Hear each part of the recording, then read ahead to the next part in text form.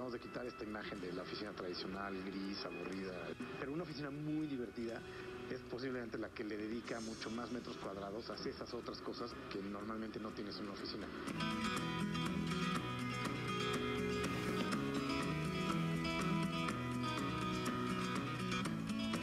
Me gusta mucho transformar a la gente con mi arquitectura, ¿no? Seguir tocando gente con el diseño y con la arquitectura que hago.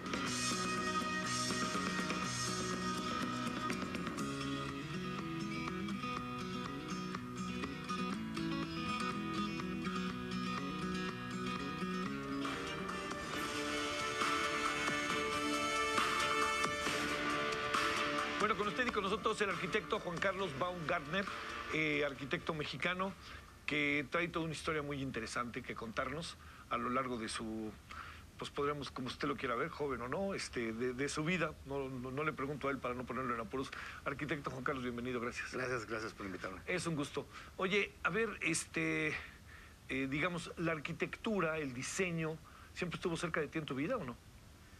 No, de alguna manera indirectamente. Mi papá es ingeniero, pero no, nada que ver con diseño. Y mi mamá se dedicó a la decoración.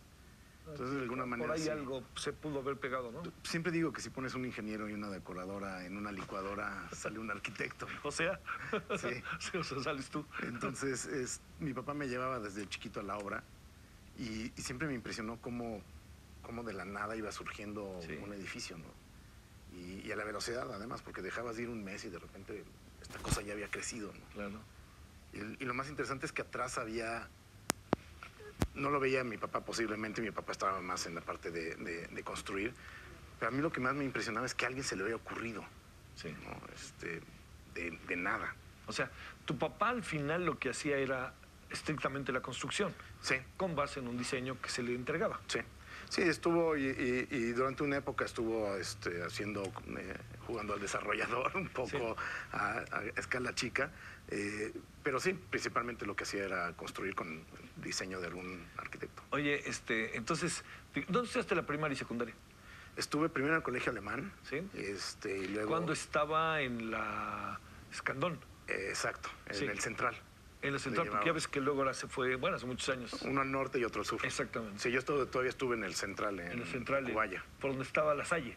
Exacto, al lado de La Salle. Bueno, creo que La Salle se quedó con el terreno, ¿no? Ajá, fueron los que lo compraron. Los que lo compraron. Pero por ahí de los 10 años me corrieron.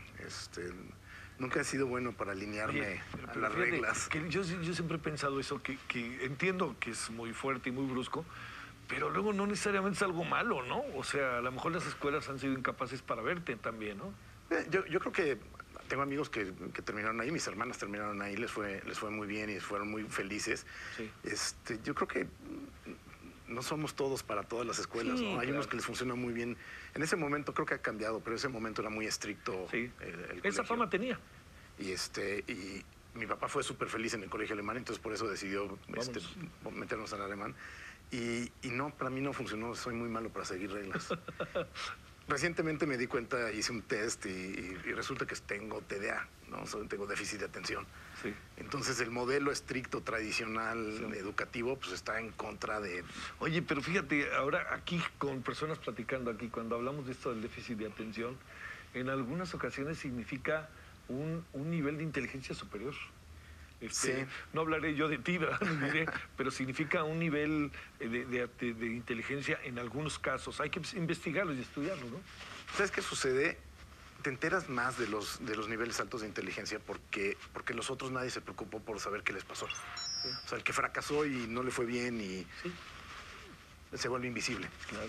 Y entonces yo creo que necesitas generar como muletas y atajos cuando tienes déficit de atención para sobrevivir en un mundo que no está hecho para personas que piensan diferente. Oye, la decisión de estudiar arquitectura, digamos, supongo que a lo mejor la pudiste haber tomado desde antes de que llegas a ese límite, ¿te acuerdas? En donde tienes que decidir qué área, etcétera. No, bueno, siempre digo que tengo la ventaja de no pasé por ese proceso, ¿no? Sí. En sexto de prepa todos mis amigos estaban muriendo para decidir en un periodo muy corto, con muy pocas herramientas y estando muy inmaduros, qué diablos vas a hacer el resto de tu vida. ¿No? Eso y con quién te vas a casar determinan muchísimo. Oye, luego te casas y te divorcias. Exacto, Sí, ¿no? exactamente, ninguna de las dos. yo la verdad es que yo ya llevaba mucho tiempo Ya con esa... clarísimo qué quería hacer. ¿Y qué fuera la UNAM? La UNAM. Tuve un poco dudas, me fui a dar una vuelta a la UNAM y me las aclaró. O sea, el simple hecho de darte una vuelta en el campus. No, eso te... Y siendo, y te gustándote seduce. la arquitectura. Sí. Y luego vas a cualquier otra universidad y ya La ves chiquita. la ves chiquita. Sí, te seduce. El Sí. campus y luego arquitectura que está enfrente de Bueno, las islas. mañosamente los arquitectos que diseñaron, mañosamente ubicaron arquitectura en un lugar privilegiado. No, hombre. Pues, Y la dirección de arquitectura tiene una ventanita que da la mejor vista de todo el campus, es desde la oficina del director de la Facultad de Arquitectura. Claro, seguramente hasta mejor que la del rector. Sí, porque ves rectoría y ves todo desde... Sí. ¿no? Claro, y acá desde rectoría se te pierden algunos, Sí, claro. algunas escuelas. Oye, ¿y la pasaste bien en la UNAM? La UNAM, y creo que sigue un poco siendo así, dependía de si había crisis económica o no, como la población que tenías, ¿no? Sí. Entonces, viniendo de una escuela privada, a mí no me tocó un año de mucha crisis y mucha gente habla de cómo te cierran las puertas si eres moreno. Sí, o de la UNAM o de lo que fuera. Al revés sucede lo mismo. Cuando vienes a mí me sucedió y a muchos compañeros nos sucedió que cuando veníamos de una escuela privada y entrábamos a la UNAM, te hacen el fuchi. Sí, claro. ¿No? Entonces, este tema de que hay escuelas o hay empresas que de repente no contratan gente de la UNAM, bueno, nos sucedía a algunos que llegábamos y de repente teníamos un maestro que decía, bueno, esos que se bañan diario no van a pasar. Y así y ya no importa si me esfuerzo o qué hago, ya no voy a pasar. Muy de la época también. Sí. No, yo creo que al final del día a mí me sirvió muchísimo porque te ubica en otro de los Méxicos, de los muchos Méxicos que hay, ¿no? Claro. No, la UNAM es el mosaico, ¿no? El Politécnico es el mosaico. Sí, yo creo que posiblemente eso fue de lo que más recuperaste, ¿no? Sí. La parte social, etcétera. Para ponerte los pies en la tierra, ¿no? Ahora, Juan Carlos, en qué área de la arquitectura meterte? Que ese es algo también. Entras en el diseño, con todas estas combinaciones que tiene la arquitectura, que también tiene su parte de construcción, pero Sí, fundamentalmente sí. no. ¿Cómo te vas así metiendo en la parte del diseño, etcétera? Bueno, también ahí tuve mucha suerte. Fui un día a escuchar a un maestro, murió ya hace algunos años, Humberto Ricalde, que fue un arquitecto yucateco, gran teórico de la arquitectura. Y me tocó escucharlo hablar de diseño y teoría de arquitectura. Y en ese momento me cayó así como un balde de agua en el que dije, a esto vine al mundo. Y en ese momento dije, o me enfoco y empiezo a darle prioridad a los temas que tienen que ver con esto, o va a ser bien difícil que después pueda yo vivir de diseñar. ¿Estudiaste en el extranjero, no? Estudié 2 posgrados, uno en la Universidad de Berkeley, en California, Sí. que me becó la UNAM, también ahí es súper agradecido por eso Sí, también. pues, claro. Y después uno en Milán de diseño industrial. ¡Wow! Eso ha de haber sido... Sí, Perdón, las que dos, las dos. Sí. Fíjate que yo hubiera pensado más en Milán, porque Milán es ¿Sabes cuna qué? del diseño, de muchas cosas, ¿no? ¿Sabes qué me pasó? Diseño industrial, Sí. lo que me gustó mucho es que era como mucho más interdisciplinario la visión de diseño italiana que lo que estamos acostumbrados en México. Sí. Y parte de lo que te enseñaban era por qué es exitoso el diseño italiano. Entonces tiene que ver con cosas de economía, tiene que ver con cosas de cómo se organizas en regiones, tiene que ver con un chorro de cosas que no tienen nada que ver con diseño. Sí. Antes de poder tener la plataforma para ser buenos diseñando. Eso está interesantísimo. Y entonces te empiezas a entender por qué a México le cuesta tanto trabajo ciertas cosas de ese tipo, ¿no? O sea, inclusive por qué a Estados Unidos, siendo una potencia en muchas otras cosas, en diseño le cuesta mucho trabajo competir con por ejemplo, los italianos, ¿no? Sí, claro.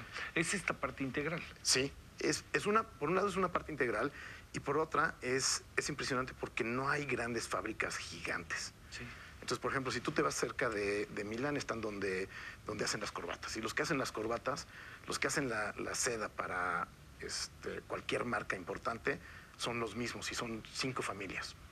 Entonces, si tú quieres hacer un prototipo de una corbata única, especial, y después irse a la vender a una marca, tú vas al pueblito con una de las familias y la señora te la hace. Pero lo mismo aplica con rines de coche para Ferrari, por ejemplo. Fíjate. Entonces, Ferrari no produce sus propios rines, sino que tiene unas 5 o 10 familias haciendo distintas cosas. Oye, eso está muy interesante, ¿no? Y entonces tú puedes diseñar algo hacer un prototipo y tú pregúntale si una fábrica americana gigante puede llegar a un chavito y decirle, oye, quiero hacer un RIN. Claro. No, la fábrica te va a decir doblo metal para la izquierda. Si tú quieres doblar metal para la derecha, no vamos a poder. Sí. Y entonces fue muy interesante porque lo que primero que empecé a entender era que el diseño... ¿Cuánto tiempo estuviste ahí? Estuve un año. Un año, fíjate. Y en lo de Berkeley, otra cosa. Y en lo de Berkeley me tocaron dos maestras que eran novias, que tenían una clase impresionante de historia del arte, que era principalmente de la vanguardia a la fecha. Y lo que me gustó es que diseño industrial, como que ya siendo arquitecto, ya tienes muchas nociones de esto, sí. ¿no? Y además, el arte tiene la libertad de poder hacer cosas que los diseñadores en muchas ocasiones no podemos. Sí. Entonces van como varias décadas adelante de nosotros.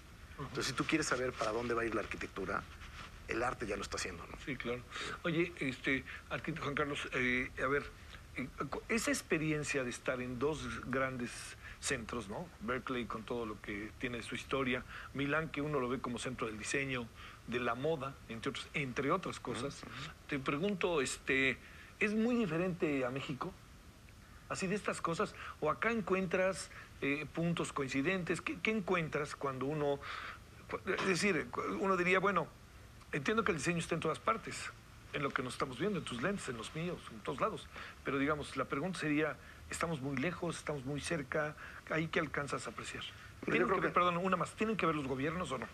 Yo creo que sí, definitivamente. Por ejemplo, una de las cosas que me sucedió y que me sorprendía cuando ya estuve hace bastante tiempo en Milán, es que la mitad de mi salón eran chinos. Y la verdad, ¿Tu salón eran chinos? Sí, pues. Yo soy sumamente, muy poco políticamente correcto. Entonces me volteé con uno de los chinos y le dije, ¿qué diablos hacen aquí? Si ustedes lo único que hacen es copiar. Sí. Y lo que me dijo este cuate es que copiar era parte de una estrategia más a largo plazo.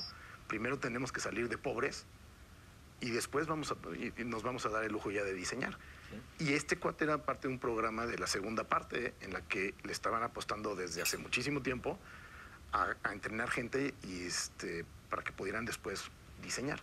Y hoy lo ves y ya empiezan a ver marcas que diseñan sus propias cosas en China. Claro. Ya no viven nada más de copiar y definitivamente el gobierno tiene muchísimo que ver. Creo que México tiene un buen diseño a pesar del gobierno. A pesar del gobierno. No, hay pocas cosas que además pasen de sexenio a sexenio, ¿no? Porque el problema es que esto tiene que ser a largo plazo. Sí, haces una iniciativa y a mí me tomó 5 años estudiar la carrera. Pues si empecé la iniciativa cuando entré en la carrera, para cuando salgo ya no existe, ¿no? Ya existe otra. Ya acabó, ya está otro presidente. Sí. Y con todo lo que significa. Oye, ¿y regresaste a México? ¿Y qué pasó, Regresé a México y siempre me han gustado mucho. ¿En la crisis o no? Sí. Pero afortunadamente me seleccionaron para representar a México en un concurso en Francia de arquitectura y me fui a Francia a trabajar en una cosa que hacía la Unión de Arquitectos. Me fui a trabajar en la frontera entre España y Francia por 6 meses en este concurso y lo gané. Y regresando de México, en eso los americanos son muy buenos, tenía yo 3 cartas de despachos gringos. Wow. Ofreciéndome trabajo. Wow. En México nadie se enteró. No puede ser. Es más, la UNAM me fondeó parte, porque me invitaron y el reto es que tenías que llegar a Europa, ¿no? Y yo no tenía dinero, entonces fui a la UNAM y les dije, oigan, soy un egresado de la UNAM, échenme la mano para llegar a Europa para el concurso. Y la verdad es que se portaron muy bien, me pagaron el boleto de avión, pero ni pagándome el boleto de avión después se preocuparon por saber cómo me había ido ni nada. No, y además de que vives allá y te quedas allá en la... ¿Y de qué fue el concurso? Era un plan maestro urbano para conectar Burmadam y Puigcerdá, que son antes cuando no había el túnel para conectar Francia. Con Inglaterra. No, del lado español, entre Francia y España. Sí. Hay un túnel que ya te lleva de Barcelona a París muy rápido. Antes tenías que subir por los Pirineos. Y entonces esa carretera pues tenía tráfico y tenía actividad económica porque pues, ibas por los Pirineos para cruzar. Pero después sí que hicieron el túnel. Complejísimo, ¿no? Complejísimo. Sí. Y además en invierno pues es una pesadilla. Sí. Y cuando hicieron el túnel, esos 2 pueblos se quedaron sin chamba, sin tráfico ni nada. Perdón, como Tres Marías si le quitas el paso a Acapulco, ¿no? O sí. Entonces, el plan maestro era reactivar las 2 zonas. Ya no existían fronteras, ya era después de todo el tema de la Unión Europea. Entonces, además, Había todo un tema como hasta psicológico del límite, que ya no había real. Todavía quedaba casi como escultura una pluma de seguridad para el paso, pero estaba abierta. Ya pero era pues, simbólica. Sí. Y entonces era todo un plan para conectar esos dos lugares. Y estuvo chistoso porque lo gané haciendo un tema. ¿Con quién, ¿Solo? Solo. Sí. Mira, qué interesante tú. Sí. Era un programa muy... Sí, es un poco penoso no haberlo sabido por acá, ¿eh? Sí. La verdad, ni hablar. Sí. Hay que reconocerlo. Era un programa muy interesante de la Unión Internacional de Arquitectos que lo que convencía era a regentes de ciudades europeas que trajeran planes para hacer un master plan o proyectos. En lugar de contratar a un arquitecto caro, famoso, decían, mira, ¿por qué no te organizamos un concurso? Traemos 40, 50 arquitectos de alrededor del mundo jóvenes, menores de 35 años, una cosa así, y les pagas tú el hospedaje y la comida aquí, que ellos lleguen, y con los recursos que ibas a pagar el otro arquitecto, pues fondeas el concurso de los 40. Entonces tienes 40 opciones de proyectos en lugar de tener una. Oye, ¿entre 40 opciones ganaste? Sí, éramos un poco más, desde eslovacos, que era la primera vez que... eso, arquitecto, es una muy buena noticia.